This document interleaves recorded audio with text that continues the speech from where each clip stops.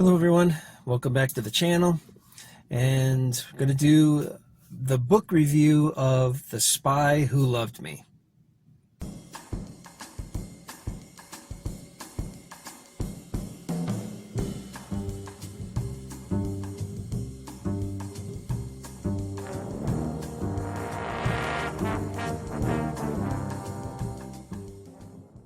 I don't know who this book was written for. Honestly, this was the probably from most of the books from Ian Fleming.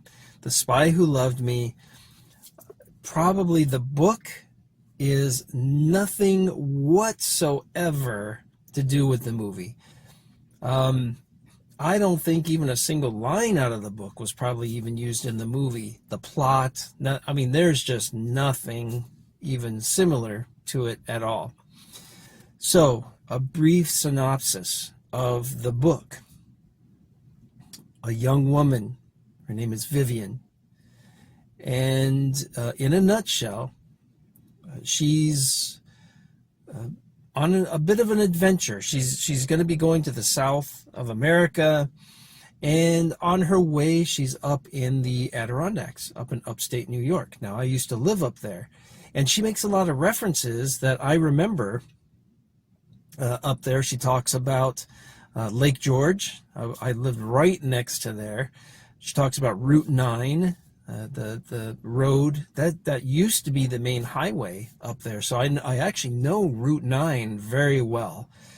The pine trees, how it's lined up, and there's always the pine trees. That's true, and then to get off, to get away from the line of trees, you have to get off onto some of the side roads, and then that's how you get into the hotels. So all very true, and so when it comes to referencing the material, the areas, and things like that, the book holds true on its own. Very well informed, but in comparison, book to movie, not even close. So anyway, so she's up in the Adirondacks. She's up by Lake George. She gets a job to watch a hotel for a few days. Just kind of earning some extra cash. She stopped in there, and they offered her a bit of a job, the owners. And the owners are just they're kind of strange. At first they were nice to her, then they weren't.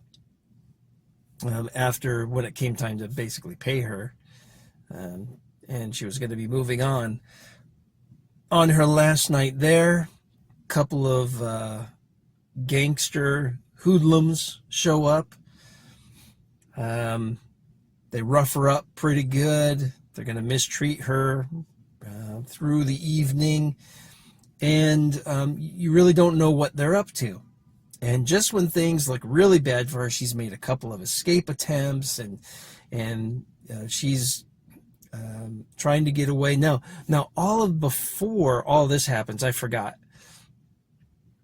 Probably about a third of the book, the first third of the book, is all about this young woman, Vivian, and how she lost her virginity,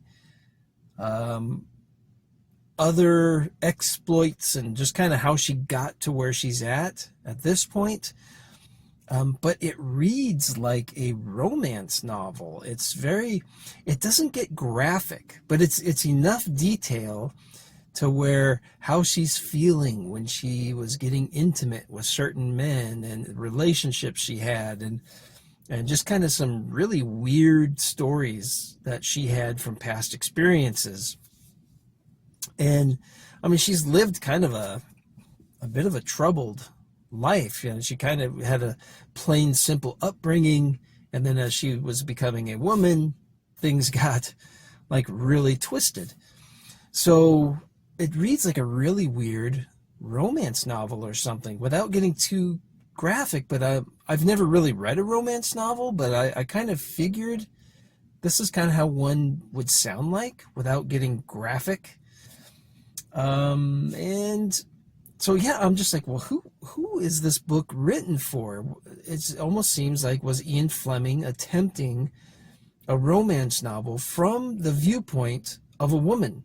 Because the entire book is all from the viewpoint of Viv and her experiences, even the whole time that she's with James Bond, which happens after these goons had shown up, and they're roughing her up and everything, and all hope looks pretty much lost. Like, she's probably not going to make it through this night.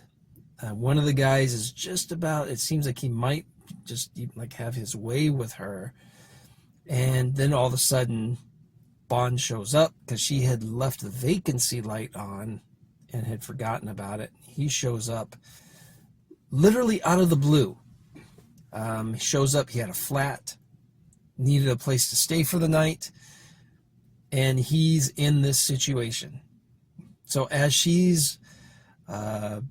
goes outside to help bring his luggage in, while the two goons are trying to figure out how we're going to deal with this guy who just showed up, she lets Bond know everything that's going on.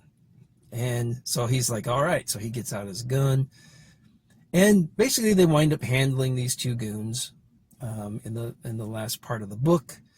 And then Bond and her, they become intimate for the night. Bond is gone in the morning, literally just leaves in the morning, writes her a letter that he's just going to take care of things. He's going to make sure she gets reward money, things like that. Wishes her luck in her life and her endeavors. She realizes that, hey, no one will ever hold this man, and she just accepts it as it is. And then she leaves. She goes on with her life, and that's how the book ends. Well, I mean, I had to wonder too, where did Ian Fleming get these personal insights as to how a woman is feeling during sex?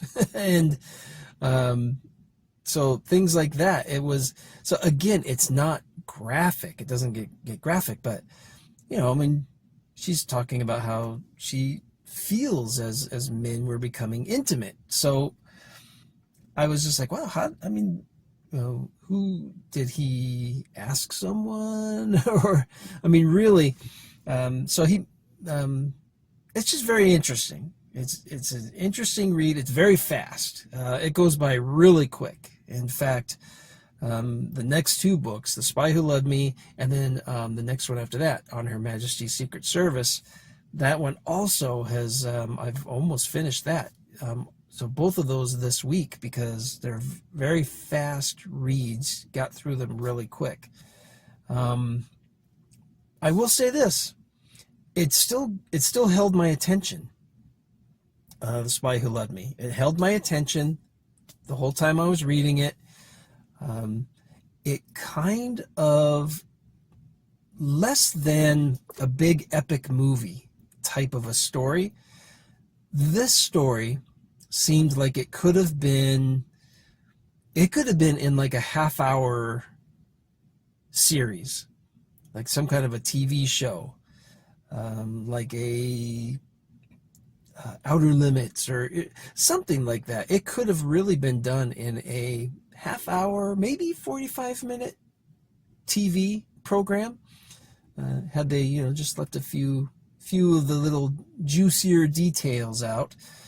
It really moved along that fast, and a lot of the book was retrospect. She's thinking back. That was like the first third of the book. She's thinking back to different times, and those memories, and that could have been probably played out really fast on film, especially for a TV show. So yeah, this was more like a half-hour, 45-minute TV series worth of material rather than a full big epic movie, such as The Spy Who Loved Me. I mean, that was a huge epic movie. There were a lot of things going on. You had different countries involved and spies and finding the missing ships or submarines, the missing submarines, and so there was a lot going on in the movie.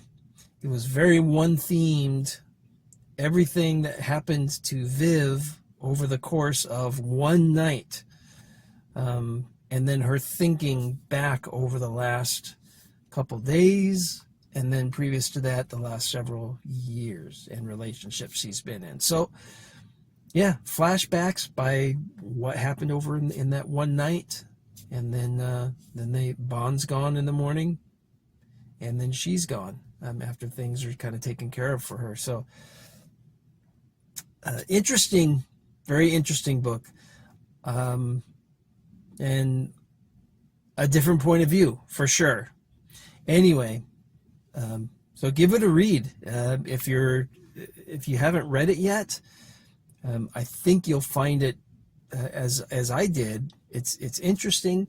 It is entertaining to read, but it reads really fast. So it's not like you're going to put in you don't have to commit very much to read it. It'll be very fast, and then you can say, "Hey, I read it." You know, but it's all from Vivian's point of view through the whole thing. Bond is a character. He's just a character that showed up in her world, in a James Bond book. So that was interesting. So nothing is really from Bond's point of view. It's even when he's fighting the bad guys, Vivian is describing what's happening from her point of view. She sees this guy moving over here. She sees Bond moving over there. So it's really all from her point of view. All right. Well, I hope you enjoyed this review, and we will see you in the next one. Till then, take care. All right. Bye.